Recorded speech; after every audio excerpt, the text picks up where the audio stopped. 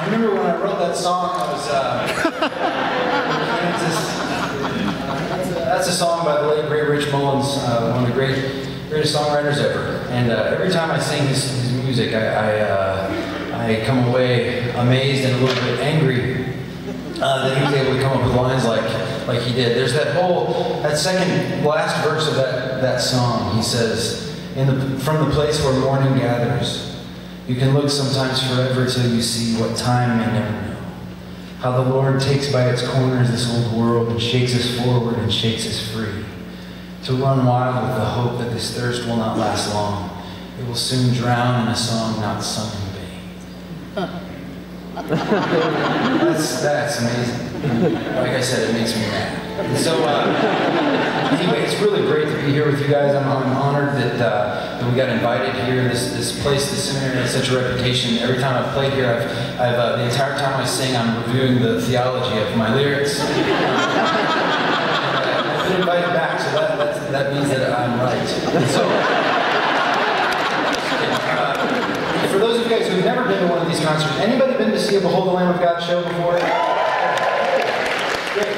Well, for those of you guys who've never been to one of these concerts, I need to tell you what you're in for. The way it works is there's the Behold the Lamb of God, which is a kind of a piece of music. It's 45 minutes long. It tells the story of the coming of Christ.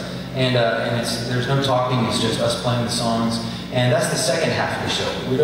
We couldn't pull off just a 45-minute concert, so we had to think of something.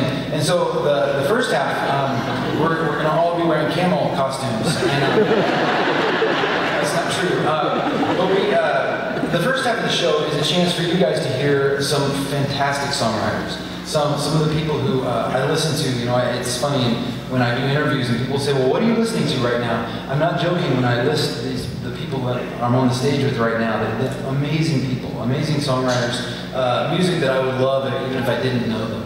But the bonus is that I get to call them my friends and I get to share them with you. I love the fact that a lot of you guys may not know their music and tonight you're going to. And so the first half of the show is Songwriters in the Round, which is in Nashville speak. That means that we're all going to take turns playing some songs.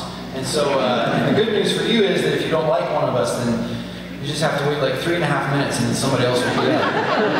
So that's good for everybody. And so, but I'm sure you're going to like these guys.